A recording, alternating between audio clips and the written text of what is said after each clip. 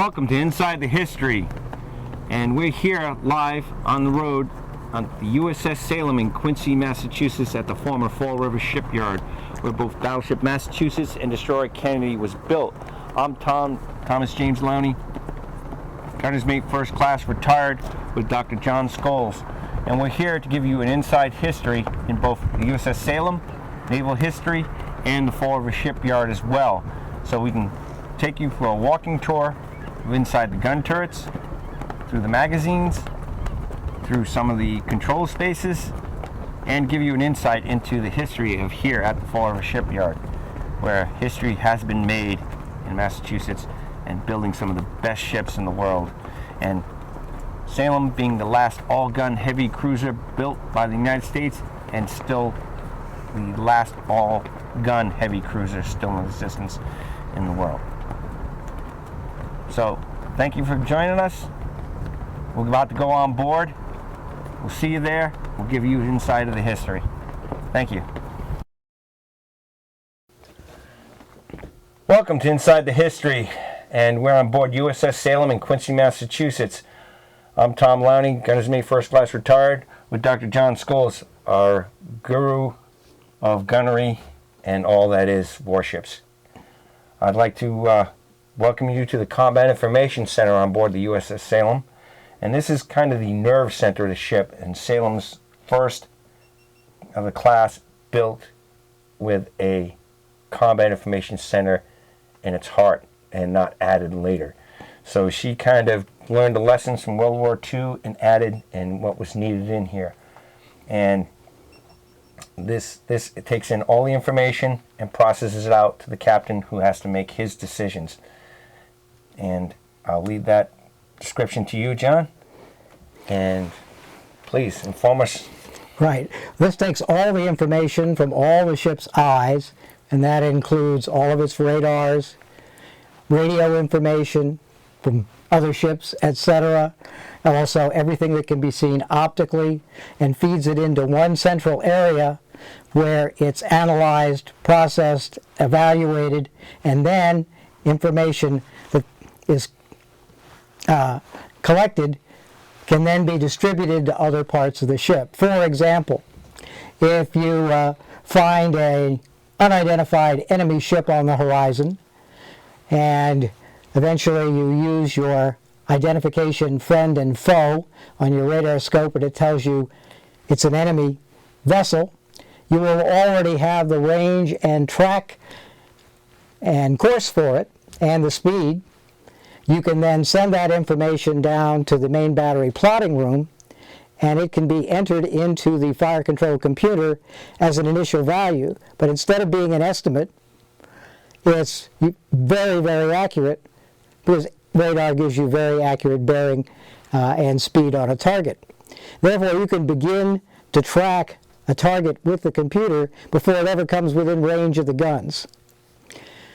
And when we go to see the fire control spaces, we'll see that that initial information being correct makes it much faster to then correct the solution and lock on the target, so you reach a point where your fire control solution is almost certainly going to be accurate when you pull the trigger for the first time. Now, what kind of information and equipment is included in here? In here we have multiple radar scopes. We have surface search, air search height finding, navigation, all down here at a central area. Now, there are also repeating scopes of most of these radars in various other key places. For example, certain radars will have repeaters in the main battery plotting room. There are repeaters of radars up on the bridge and in other key spaces. These can all be distributed in another room in the ship called a radar distribution room. This center is involved also in the navigation of the ship, because all the radar information is here. It gives you the information you need to navigate it. As the Salem was a flagship and was the guide ship of her formation when she was flagship of the 6th Fleet, it also provides information of where all the other ships are in the formation, and she can give information to all those ships in order to maneuver and keep the formation intact. All this information is also recorded here continually. This was done manually on these various plotting rooms. And behind each of these clear screens, there would be a sailor who is capable of writing backwards with a grease pencil so that you could read it out here. Tom is going to go back into that position because he actually could do that. And so you'd have a main plotting board. Usually the ship would be considered to be in the middle, and you would see all the other various targets of your formation. And if there was an enemy ship there, it would be plotted to, and tracks were being kept of all of those continuously. You have to write and track backwards, because the people who have to disseminate that information are your officers at the dead reckoning table and at key positions to communicate to other points of the ship. So the people back here would sit for hours on end and have to track items through the stand, pair of headphones, and remember, you're doing it backwards. You're writing backwards instead of going right to left. As you can see here, I have to do it this way and write backwards, and then write the plots opposite of what they actually are, so it can be perceived out there by the flag officers or the ship's crew. And then after, just not that, not the plotting, but back here on status boards, where you have to write backwards of each target. As you can see, all the names, and these are usually code names for groups or contacts, you would have to write in applicable data: range, distance, estimated point, closest point, CPA of arrival, as well as your actual, if you look at the boards over here, this is your actual last battle group that Salem was with. That was the Saratoga and the Franklin Delano Roosevelt and all her air contacts. So you have multiple people back here at one time plotting everything, so it's a visual representation that you take for granted these days with computers. Computers do all this for you automatically. You've had probably 6 people back here plotting every little detail so that these people out here could make a generalized informational decision to pass on to those in command of not just the captain but the admiral as well. And they would have to evaluate that and make their command decisions. So this is just back here. Then you have your operators at each of these stations, which would be designated for air search, surface search, sub-search, which would be information that would be fed from other ships in the screen as well. And that has to be plotted and using multiple facades of tracking. Plotting table for gunnery. This is a multi-phasic, multi-reading radar repeater here. This radar repeater can take any of the ship's radars, any of them, surface, air search, and put it up. And this would be by the plotting officer or flag officer to evaluate on hand so that his training can be taken into effect and not just the radar guy, because he's running off his training. But the officer has training in multi-phasics of the operations, command structure, and he has to evaluate at the same time. So there's tons of information going on. Now, this ship had the most sophisticated electronic suite of any ship afloat when she was commissioned in 1949. So it's natural that electronic information from radars, etc., would be coordinated in the formation through the flagship, and this was the best equipped ship in the world to do it when she was launched. For example, this board plots the combat air patrols of both the Franklin and the Saratoga for the entire formation. And this ship keeps track of it. The carriers are busy with landing, launching, etc. They have small islands, they don't have as much space, so this ship takes over part of the job and watches the combat air patrol, which is really there to protect the entire formation, so this is the logical ship to take care of that. Here we have the plotting board again. The own ship is usually in the center, and this keeps track of the formation and also any general targets that are there, either air or surface. Here we have friendly aircraft and unidentified aircraft that we keep track of. Here are skunks, or unidentified surface ships. This would be the potential surface targets for the ship's main guns if you were at war. Probably most of the time in the Mediterranean, there'd be Russian snoopers and trawlers spying on you, or occasionally Russian warships trying to break up your formation and make you make radical navigational maneuvers, etc., etc., etc. Here's weather information. This is needed by the ship's guns, etc. Here's a big, giant electrical plotting board where you actually have a light underneath, and you could draw the tracks of your own ship and the entire formation. This one's for gunnery, if I remember right. I think that this is the main one that they navigate, but you'd also use it for gunnery because the DRT, the DRT gives a trace. Dead reckoning table as well. Don't know. But this one you usually plot out the formation on this. Right. There's a big circular chart that goes on here. And this was for the 50s, because this wasn't in the 40s. No, these came in, that's right. Just about the time this ship was commissioned was about the first of these that show up in the Navy. Before that, they didn't have a lighted one, and it was much smaller. It might have been about this big around. Yep. I have a couple of the paper charts for the small one, but nothing for this one. And the symbology too, John. If you haven't noticed on these skunks being unidentified surface targets, it has a square with a dot in it. Your CAP, friendly carrier planes, that's listed in here, and that would be, I believe, this symbol here, the pyramid with a dot. It's missing. Bogies would be the square unidentified aircraft on top of a raised dots. It's a half a square. So as you can see, we have plots here, and submarines would be under circle with a dot. So your symbology here and the symbols are transferred on here, and you understand the symbology, so you don't have to make pretty pictures, just a quick symbol, quick to chart. And then you have a reckoning for either however you want to use this reference chart for true bearings or relative bearings. So that way you could, it's just a ton of information that now that you're used to seeing the computer age, everything's HUD. Heads up display, computer brings everything up, and it's digitally tracked.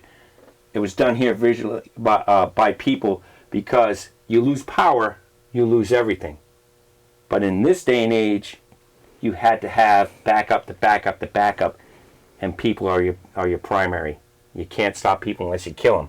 But if you kill the power, you lose tracking of everything. Here you can keep a relative flowing anticipated chart, because once you have a courses and plots, you can predict your target's situation until you have the actual true radar repeating information, and then that's updated and corrected for. But it all has to be with tracking the information, getting the information in, disseminating, putting it out, and directing action from the fleet. Now, also, this CIC is in the most protected part of the ship. Mm-hmm. We are 2 decks down from the main armor deck, which is 3.5 inches thick. We are protected by the belt armor, which is 6 inches thick. So this is the hardest space in the ship, essentially, to take out.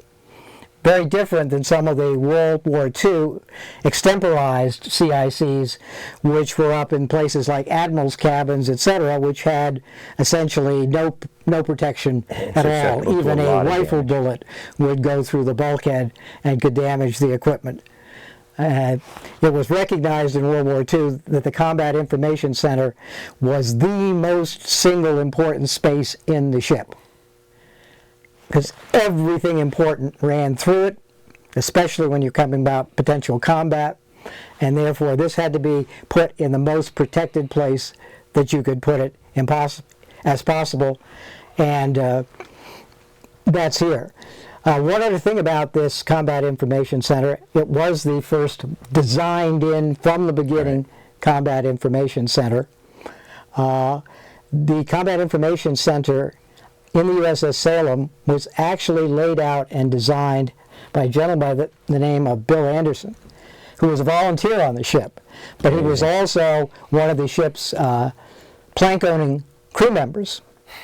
And he actually laid out and designed this CIC, and if you go on a modern warship and you go into a CIC, it's going to look an awfully lot like this, because this was really the prototype for all the combat information centers that followed.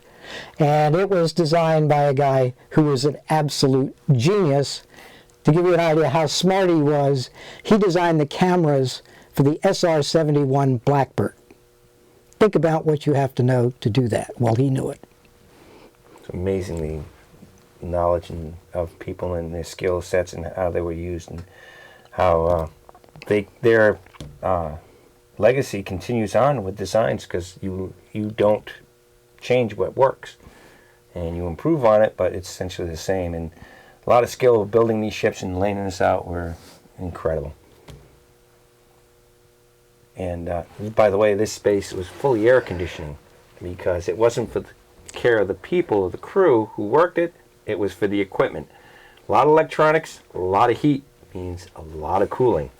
So you could be out there in 100-degree weather out in the Mediterranean on a hot summer's day and come down here and have to put a jacket on, because you sit still for hours behind these radar repeaters, and you'd have your foul weather jacket on just to stay warm, because it got that cool in here. Because you have to protect the equipment. Equipment is essential, has to work for you to live and to fight. So it wasn't a comfort issue, but a necessity for the electronics. Communications. We have back here our interior communications center as well, the ship service telephone, ship's gyro. Again, being the most protected area, your nerve center, not just for information, but your communications to the rest of your ship would also be back here as well. And part of that is protected with the air conditioning, which covers the whole area, and very vital, important to the ship. I think we've covered the majority of it. There might be one other couple of pieces of equipment we want to point out over here. All right, John. Here we have a repeater for the ship's gyro compass, wind intensity indicator, and of course we do have communications equipment, telephone, switchboards, etc. Now this would be your interlocks for all the repeaters, so you can switch to different units, correct? This is actually for the Mark 37 5-inch battery directors, and it's a train indicator, so you can know where they're training the target and see if it matches the information that you just told them to train on the bearing for that target. So this would be for their later on system, because that looks 1950-ish, not 45. Well, yeah, again, all of this is the latest and greatest in 1949. And I thought they wouldn't have... Some of it is the very first model that the Navy ever installed. Interesting. Again, we're all learning different things here. It's fascinating to come in here and see how it was. Because I've served myself on Martin Combat Information Center, being a gunner's mate and being assigned collateral duties. I actually had to stand watching combat a few times on FFGs and FFs, because we were part of weapons department, and weapons department supported the communications guys as well on the Miller and the station I was on. So I've had my share of dancing around the combat information centers. All right, John, amazing little thing here. We have a publication, and everything in the Navy is not learned like at schools and entirely there, and you come here and you have to have publications. We call them Navy pubs. Then NAVSEA is usually puts them out, Bureau of Ordnance, but these break down the operations, maintenance, and it's kind of like your owner's manual for your VCR, Blu-ray player, or anything in your house, your refrigerator, so forth. You have a manual to refer to. Why? Because you can't remember everything. But if you know where to look and how to figure it out for repairs, operations, or training, they're here in publications like this. And this one is for the radar repeaters in here, for the different search radars and how to operate. There's also wire diagrams for problem troubleshooting, because in combat, it breaks, you better know how to fix it, or the tech rep ain't coming out all the way here to fix it in the middle of battle for you. So sailors had to be wise in their publications, know where to look, find the information, and be able to reference it to maintain, maintenance, repair, and the operations, because those sailors actually trained other sailors and taught them how to look up that information. So if you got a ship, you need the publications, and we have libraries of all the different systems, both here in combat, gunnery systems, engineering, you name it. There's a publication out there to teach, pass on information, be able to reference it to keep the ships afloat. So it's pretty interesting little finds if you get a hold of it. Absolutely. They are a gold mine of information, and oftentimes are the only place you can find truly accurate information about the ships and their equipment. Some of the stuff that's published in secondary publications is not always accurate, but if you go to those, that has the real dope, as they say, on board. It's also amazing that they had senior chief petty officers, first-class gunner's mates, etc., who knew how to do everything in that manual. And we're not talking about 10 pages. Look at the thickness of this thing. You have to read. And this is only one system. Going by the book, this is a definition. Going by the book. This is your Bibles of operation for your stuff. You don't know this pub, at least knowing it, where to find the information. You don't have to know it. They teach it now is you have to know where to find the information. Because they used to teach back in the 40s, you memorize things like this. Your Blue Jackets manual, you memorize that. You had to know. But if you know the basic operations, fundamentals, and where to look up information, reference points, and where to go, your pubs are it. So you find a good pub, it's not for drinking, it's for reading too. Reading's important. If you can't read, you can't figure it out, you're up the creek. Pubs, read them, look at them up. You can find them online. And you can see the real in-depth information. So, FYIs, great little things to have. Thank you, John. Thank you, Tom.